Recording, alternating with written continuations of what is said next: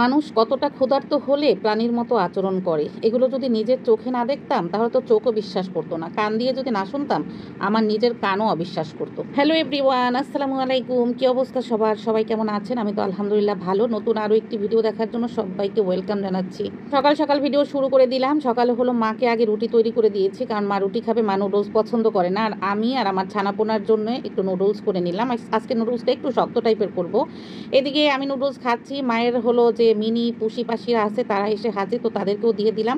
প্রথমে ট্রাই করছিলাম যে তারা খাবে কিনা, কিন্তু দেওয়ার পরে দেখছি হুমড়ে পড়ে খাচ্ছে। আসলে খিদে সবারই লাগে। খিদে এমন একটা জিনিস যে সব কিছু খেতেই বাধ্য করে। আমরা কত খাবার, এইটা খাবো না তো ওটা খাবো না, এইটা বাচ্ছি ওইটা বাচ্ছি, কিন্তু যখন ক্ষুধা লাগে দেখবেন তখন ওই ক্ষুধার্ত মানুষ যা পায় তাই কিন্তু ছিঁড়ে ভেঙে সব খেয়ে ফেলে। গতকাল একটা ভিডিও চোখের সামনে পড়লো, মানুষজন নৌকায় করে খাবার নিয়ে গেছে, ওইখানকার মানুষেরা 3 দিন যাবত না খেয়ে আছে। তারা খাবার পাওয়ার সঙ্গে সঙ্গে দেওয়ার অপেক্ষা না করে টেনে হিস্ট্রে পলিগুলো ছিঁড়ে ফেলেছে। খিদে এক অদ্ভুত জিনিস, দেখবেন আমরা একবেলা না খেলেই দ্বিতীয় বেলায় আমরা অস্থির হয়ে যাই। আমি তো খিদে লাগলে আমার হাত পা ঝিনঝিন লেগে যায়, আমি একবেলা না খেলে আমি দেখি আর নিঃশ্বাস নিতে পারি না, এমন একটা অবস্থা।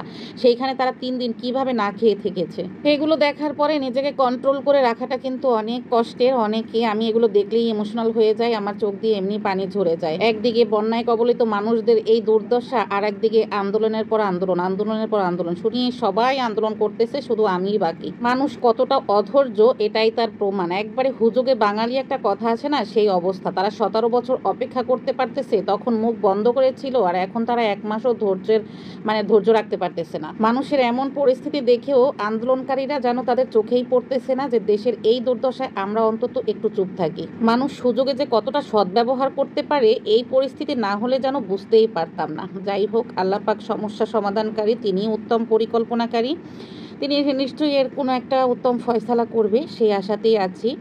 আল্লাহর উপরে ভরসা করা ছাড়া কোনো উপায় নেই। এদিকে বক বক করতে করতে দেখেন আমি কিন্তু শশার তরকারি রান্না করতেছি, ইলিশ মাছের মাথা কাটা দিয়ে রান্না করতেছি শশার তরকারি। ওদিকে ইলিশ মাছ ভুনা হচ্ছে, আর এই যে শশাটা, এইটা কেন যেন ঢাকার শহরে পাওয়া যায় না। যাই হোক, এই শশার তরকারিটা ইলিশ মাছের মাথা দিয়ে রান্না করলাম। এদিকে ইলিশ মাছ ভুনা হবে হলো আলু দিয়ে। আলুটা আমার ছানাপোনাদের জন্য দিচ্ছি, মা কিন্তু আলু একদম পছন্দ করে না। যাই হোক, আমার কাছে ইলিশ মাছের ভিতরে আলু ভালো লাগে। আমি নিজেও আলু পছন্দ করি না, তবে ইলিশ মাছের ভিতরে ভালো লাগে। অল্প কিছু আলু দিলে খেতে ভালো লাগে, একটু ঝাল ঝাল করে। আর আমি তো ঝাল পছন্দ করি, আপনারা সবাই জানেন। একে একে করে মাছগুলো সব দিয়ে দিচ্ছি, আর আমি কিন্তু এখানে ভালোই ঝাল অ্যাড করছি, আর একটু গরম পানি অ্যাড করি, এতে করে রান্নাটা খুব দ্রুত হয়ে যায়।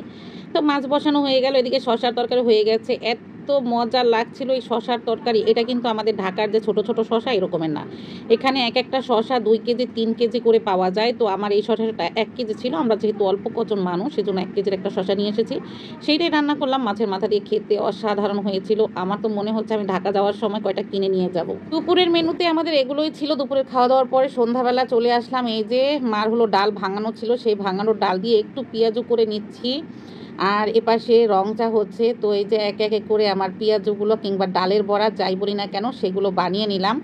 সন্ধ্যাবেলা একটু বৃষ্টি ভেজা দিনে এরকমের ভাজা পোড়া খেতে ভালো লাগে। এই যে আমার হয়ে গেল ডালের বড়া কিংবা পেঁয়াজু কিংবা পাকোড়া, সাথে আছে রং চা। তো সন্ধ্যাবেলা এরকমের নাস্তা হলে আর কি চাই, আমার কাছে তো বেশ ভালো লাগছে। আর আমার তো এই যে তৈরি হয়ে গেল, এবার আমরা মা মেয়েতে বসে এক জায়গায় খাবো আর দুজনে মিলে আড্ডা দেবো। তো এটাই ছিল আমার আজকের শেয়ারিং, আশা করছি আপনাদের কাছে ভালো লেগেছে। ভুল ত্রুটিগুলো ক্ষমা সুন্দর দৃষ্টিতে দেখবেন, আর আজকের মতো এখানেই বিদায় নেব। কথা হবে নেক্সট কোনো ভিডিওতে। এই পর্যন্ত সবাই সুস্থ থাকবেন, ভালো থাকবেন। সবার সুস্থতা কামনায়, আল্লাহ হাফিজ।